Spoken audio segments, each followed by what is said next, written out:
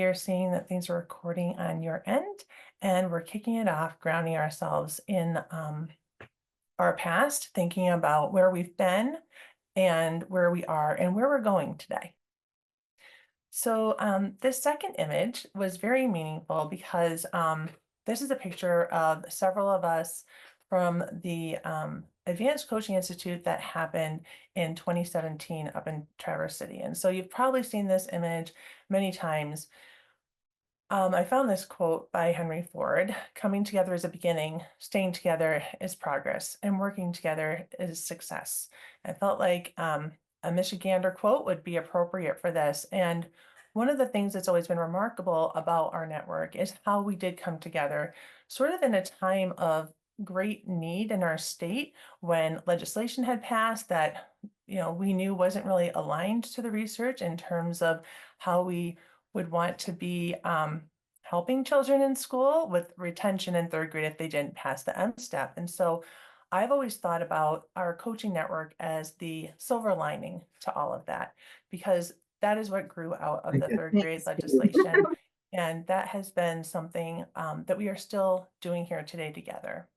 And when we think about that work, it was a collective work that was put together, and there were a lot of brilliant strategic people in the room talking about what to do with this legislation that happened, with the goal that we would have research as our grounding for everything that we do. And that has grown over time. We're going to talk through those different pieces of research and practice and the documents that we have, and always with lifting the voices of those throughout our state of Michigan, and then always thinking about what systems we created to build capacity, to build sustainability across our state so that we could all best serve children. And so many of you might recognize yourselves in this picture from long ago. When we think about when this work started, there were several different goals that happened. And I really love this idea that we had in a slide. Erin Brown and Lisa Brown and I had presented this at a superintendent's meeting a few years ago. And we talked about this coaching initiative and the work we did with the Literacy Essentials as one initiative for literacy across our state. In our one state, but there's 56 ISDs. So when we think about that, how do we do that well? We really want to maintain autonomy and ownership for every ISD because each local context is different. So we wanted to provide multiple access points. And so, we have ability to come in person when we can offer it in person. There's ability to join online. We always want to honor the local perspective of each of you, wherever you're coming from, and opportunities for you to join as you can, which is why we do record the meetings, because sometimes life happens and we can't be in the room when we want to be. And so we have opportunities to catch up on things. We always want to be fostering that instantiation in local context, right? Because what we do here, we're doing collectively for that sustainability and capacity, but it's going to look different depending on your local context and what you need and the constituents that you're serving where you are. When we say create champions and ambassadors, that's each and every one of you. Everybody in this space is a champion and an ambassador for children in terms of what you're doing in literacy. And so we have worked to elevate different voices throughout our state in the coaching network throughout the years. We've really worked to leverage different areas of expertise, knowing when we need to call upon different people. We've had researchers that have helped us throughout this. And in fact, they tell us when this isn't their area of expertise, and they help connect us to other researchers that should be in the room. We really want to think about our growth and showcase our success. I have a few slides for that today to think about just pieces of that. And it's not everything, but just tried to work to highlight some of the amazing work that's gone on. And that advocacy for coaches every year is happening in discussions around legislation and the ways that we speak about coaches and the types of research projects that are going on to think about what is going on with coaching across the state. How do we share that knowledge about the successes people are having and advocate for people to keep going or get what they need to be successful? Equitable access has always been really important to us in our coaching network. And that, again, is why there are assurances for the year-round learning so that everybody can have the opportunity to partake in these things. And not only that they can partake, but that it's expected so that you are all able to have the same amount of information no matter where you are, if you're from a small ISD or large ISD. and always wanting to have those invitations for additional learning, which will highlight a few of those. And those synchronous experiences like right now or asynchronous. If you cannot, if someone can't be here today, they can partake in this by listening later and that hybrid experience. So again, just to show that we are all part of one initiative in our state of Michigan, but each local aspect is really important for the work that we're doing. This quote here is from our mission statement. We are a network of Michigan early literacy coaches who support all educators, students, families, and communities. Our work is grounded in humanizing literacy pedagogies, guided by the suite of essential practices in early literacy, early and elementary literacy, and focused on improving student outcomes because it is all about the children who are at the end of all of that.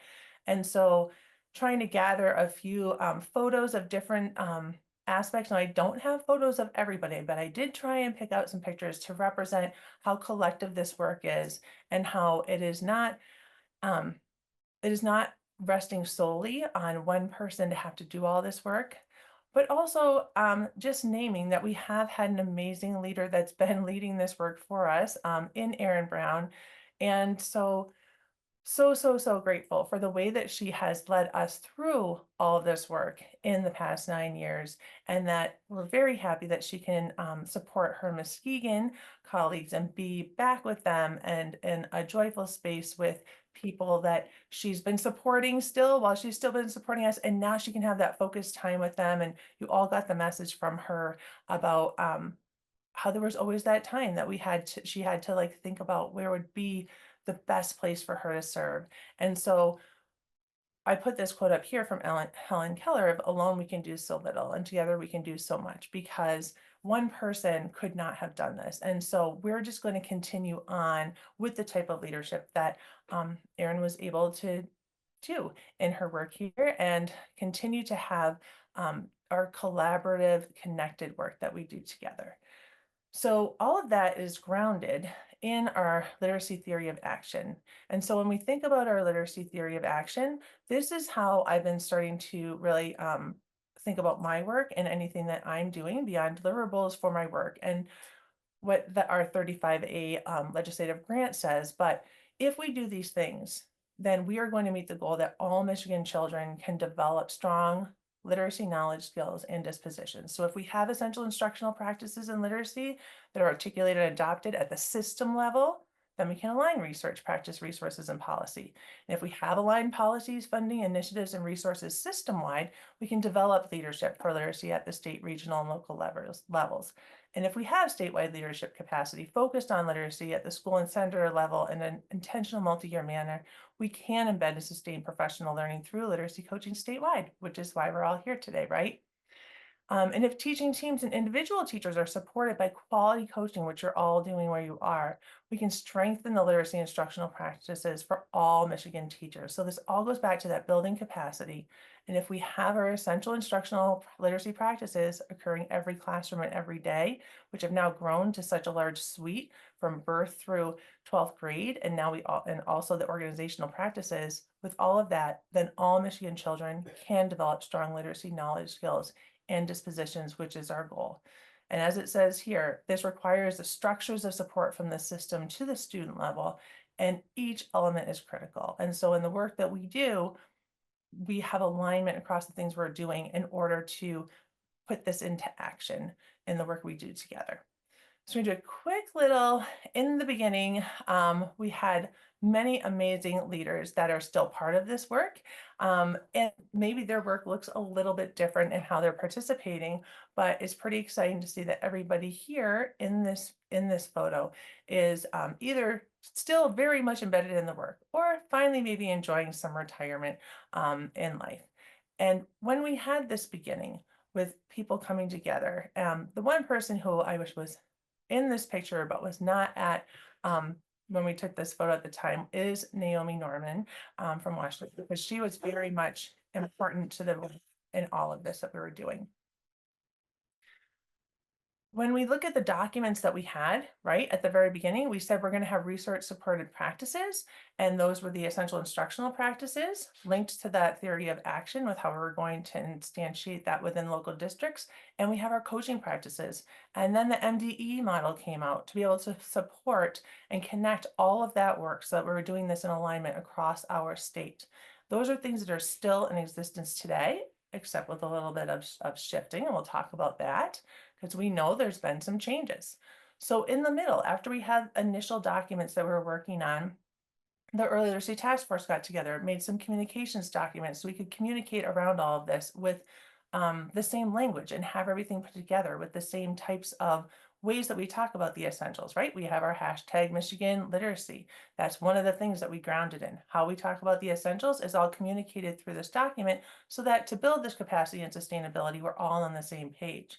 We also wanted to make sure that we allowed people to know what the modules were that we had. That was a guiding piece of the very first legislation that happened. And so in 2020, the Literacy Task Force got together, started this document together. We then worked with Dr. Duke and got this published so people could see just how we are connected to all the different aspects of literacy and which places you could go to view any of the aspects that you were looking for with the ones highlighted that would have the most information. So over time, we've created ways to bring this research into practice. One of the other ways was doing the facilitator guides to enable your work to be easier, hopefully, and lift that as a literacy coach to be able to facilitate conversations and learning in your spaces. And so all of this, in the midst of all of this, we also decided we needed to really make our own mission and vision statement. And you saw that at the very beginning, um, I named this on one of those first slides. And the part that I didn't name is all the next pieces, this bullet, right? So how are we going to do this? We are going to strive to provide high quality literacy coaching, and that's going to be across the state, right? In every ISD, just as we showed on one of those first slides.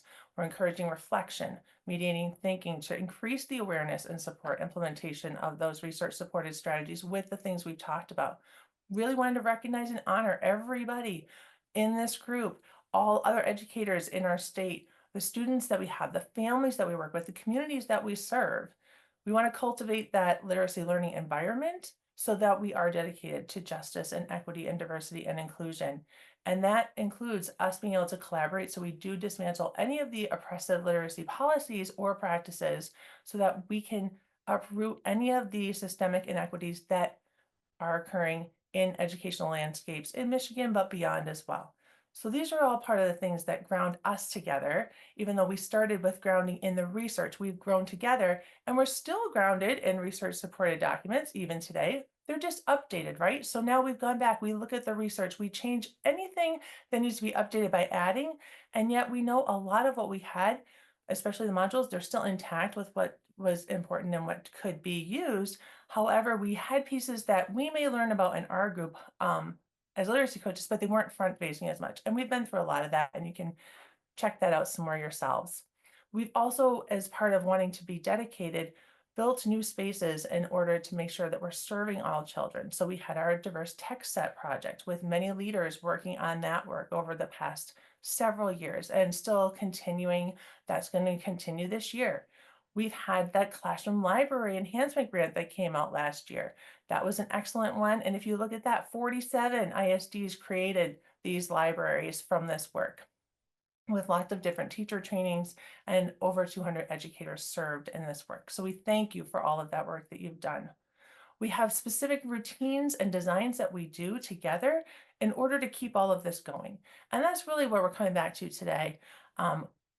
Part of our routines, right, is we are always going to get together. We're going to have lift voices, as we said earlier, right? There are so many of you doing so much.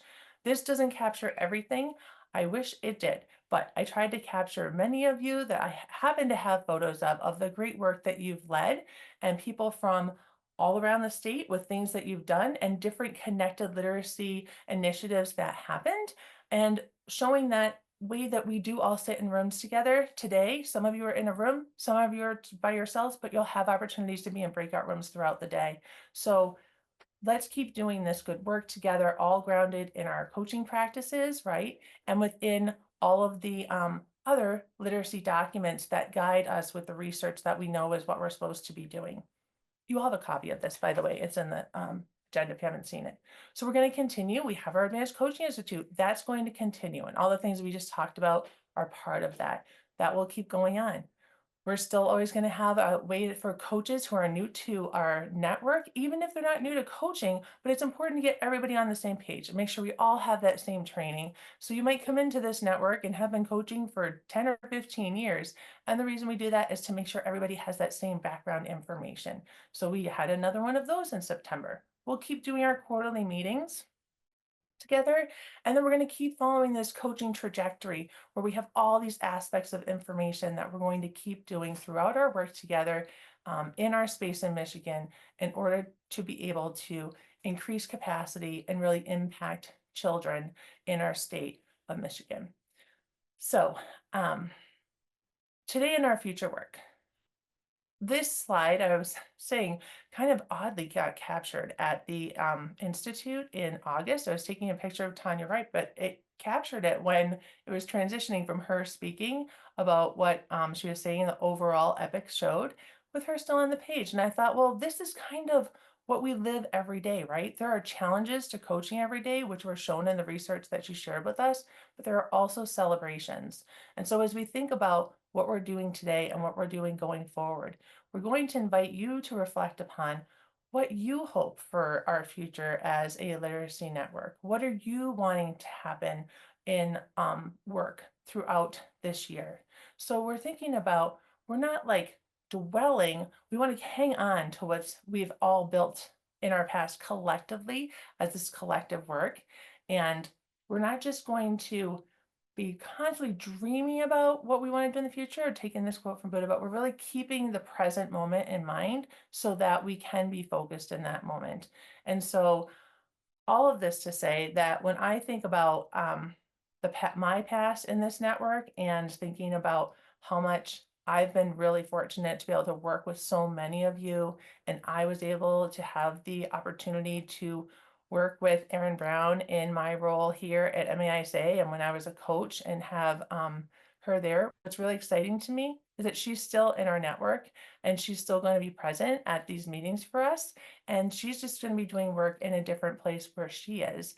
And then we're going to be continuing to do the work where we are to be able to support students and make sure all Michigan children have access to the very highest quality education so that they can have their very best chance at a literate future where they can be successful. And so today we're going to be using a new protocol with Slido that I'm going to thank Heather Phelps, and I'm going to apologize in advance for anything that I don't know how to do as I'm not familiar with it. But we're going to be asking you to share right now what your hope is for this year's quarterly meetings. And we want you to choose the way that works for you.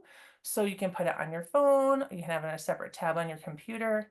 And this is our question. What is your hope for this year's quarterly meetings? So if you can all take a moment to do that, and then I'm going to be passing things over to Michelle Goley, who is our project director for